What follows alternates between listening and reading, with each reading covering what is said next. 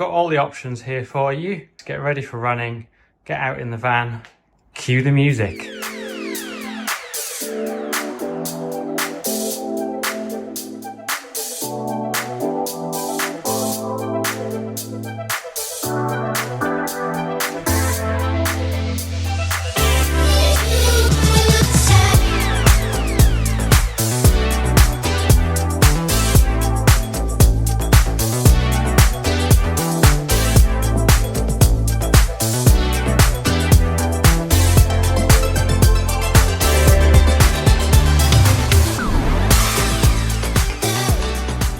Grab our stuff and go. Off the back of a couple of running videos, I've had a few people ask about the stabilisation and the different straps and things and different mounts for when running. So I have got the DJI Nano and the Insta360 Go Ultra here, and I've got the different mounting options. So I've got the pendants, which is what I used last time, and they weren't ideal. I'm going to try them both back to back, but I know that's not the best option for running. So I have the head straps for both of them. One thing to note is that the Insta360 one, if I wear it directly on my head, I found it really, really uncomfortable. But interestingly, DJI have put this pad on there. So I think that'll be a lot more comfortable. What I might do actually is add some sort of DIY pad to that one. I also have the hat clips for both of them. On the Insta360, you actually use the hat clip in the head strap there. I have my typical running hat, which is quite lightweight, and when I did try to put the Insta360 on that, it was too lightweight and it flapped around a lot. So just for you, I bought a new hat. I don't normally wear this type of hat. I've bought a new, lot more solid hat, and I'm going to give it a go on that one, both of them, and we will see if that is the best way of mounting these when running. So I've got all the stuff here, got the hat on, not carrying that. Not sure how I'm going to carry all this lot when I'm running, but I'm walking here up to where the run starts. I'm going to start off on the Pendant mount just along this road here, show you the difference, show you that that is not really the best way to do it for running, and then we're going to try the hat clip and the headbands and test out the two, see if we can get some really good stabilisation on either of these cameras, see if one of them's better than the other. This is the Insta360 Go Ultra on the Pendant mount on my chest. DJI Osmo Nano on the Pendant mount. This is running along the road on the Pendant mount. Experience in the past is that it's not as good as the Go Ultra, but here we can review the footage side by side and see what difference that makes. Now we have here the Osmo Nano on the hat clip. If you can see there, it does stick off the front of the cap quite a lot more, so I suspect that'll introduce quite a lot more movement on it. Whether the stabilisation can compensate, I'm not sure, but it does look a little bit more obvious than when wearing the Nano. Let's go for a run here and see what happens. You might notice here it's a different location. That's because I had to come out and reshoot the footage for the Insta360 Go Ultra on the hat clip. There's something wrong with the footage. It kept glitching for some reason. I don't know if the SD cards got knocked out of place, something like that, I'm not sure, but it definitely wasn't right. So it's only fair that I come out and give it a fair test and show the comparison of the stabilisation on this. Now it's on stabilisation set to high, which is what you really need for running. Now, one advantage with the Osmo is that we can take it off because it's square. If I get it the right way around, we can rotate it, and now we can take vertical portrait footage for social media. That is something you can't do with the Osmo on the hat clip, or for that sake on the headband. It is horizontal landscape video mode only. You can see I've got the DJI there on the hat clip. One thing I do like about the DJI is that you can see it actually sits quite far back on the hat clip, whereas if I contrast that with the Insta360, the Insta360 actually hangs off the front of your cap, so that it does introduce more movement into it. I'll have to see when I'm running if that actually changes things or not. This is running with the DJI Nano on the hat clip, rock steady in sport mode. I suspect, because your head does quite a lot of shock absorbing, that the footage will be a lot better than it would be on the Pendant. It's also not swinging in and out, it's just an up and down movement, which hopefully it will be better at steadying the footage on. One thing when shooting with the Go Ultra is that you have to use the hat clip to clip in to the headband, and it goes in, I can't do this one-handed, it clips in like that. That does give you the ability to tip the camera down. On the DJI band, the head, it is on there and you can actually tilt that, so it is actually a lot easier just to clip on the DJI to the headband. Now I have here the Osmo Nano on the headband, so I'm going to try running with that one.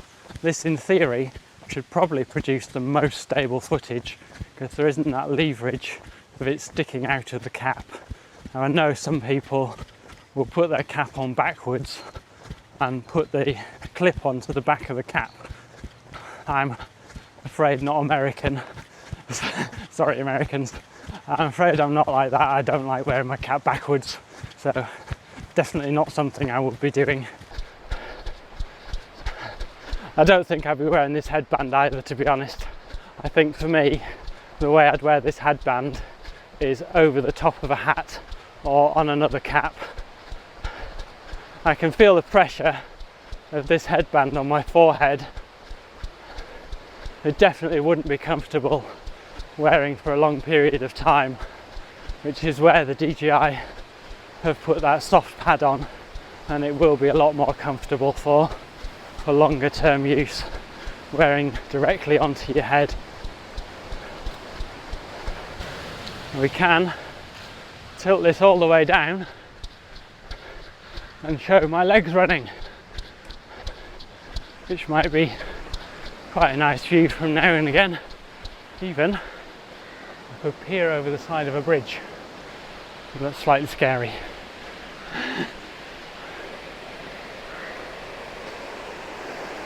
One thing I did just note there was when I tipped the camera upwards, because it is only connected magnetically, it did pull off slightly, so I would have to be careful not to pull that camera off when tilting it up.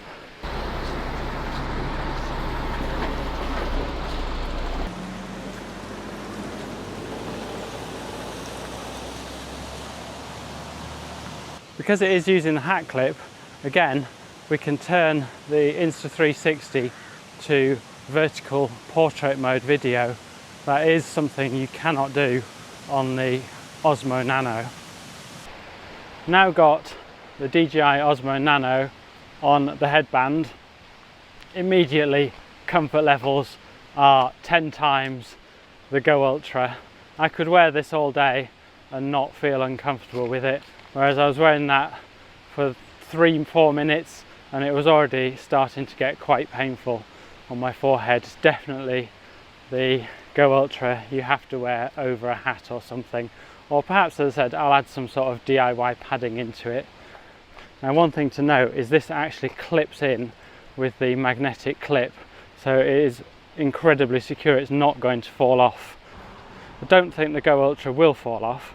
The magnets are quite strong, but just the peace of mind of actually having it clipped on does make you feel like you're not going to accidentally knock it off or if you have a fall, it's not going to drop off. All right, let's get on with running. Morning. This is the DJI Go Nano on the head strap. Stabilisation, rock steady in sport mode. In theory, I think this is probably going to be the best option and provide the most stable footage. Just to note, it is quite dark and grey today. I'm not sure if that makes a difference to stabilisation or not. A somewhat random idea that I had is this, for me personally, and perhaps in Europe, is much more likely to be the sort of hat that you would wear. So I have put the magnetic pendant mount behind my hat and just attached the Go Ultra directly to my hat. A lot more subtle look. I'm not sure that the magnets are quite strong enough to go through this hat, but I do think that if I get some sort of other magnet in there, it probably would be strong enough. I did try bouncing my head. Let's have a little run. I think it is going to stay on. I can't say that I'm massively confident. I'm running, I don't feel it slipping. Maybe that's my solution, because I don't like baseball hats. Don't really like running in hats at all, to be honest. But in the winter, this hat or something a little slimmer than this hat is something that I would wear. It does seem to be working. What do you think? Same test with the DJI Osmo Nano. One thing I do notice is that it's kind of pointing upwards instead of straight ahead, so maybe I need to keep my head tilted down. It would be useful, like the Go Ultra, if I could see what I'm actually looking at when the microphone's connected, but that's not a possibility. So let's give this a go running. Again, I think stronger magnets would probably help me feel a little more secure. I certainly won't be leaning my head over a bridge with this on. Do I need to tilt my head down? Maybe. A bit of a weird position to run in. But perhaps for just normal POV stuff, not getting too close to that bridge, that would work as well. I think, personally, I'm much happier with this sort of arrangement. I'm just going to have to figure out exactly how to get that connected.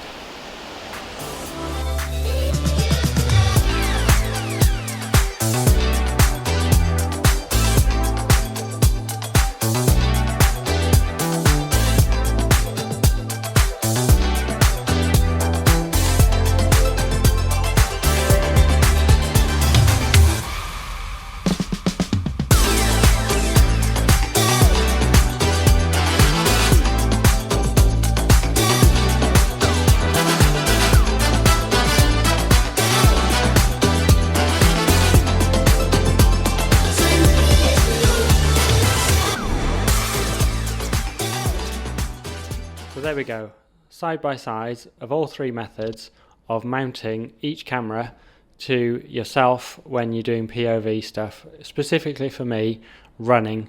What do you think? I think there are very subtle differences between the two. They're both pretty damn similar. I don't think you could really complain about either.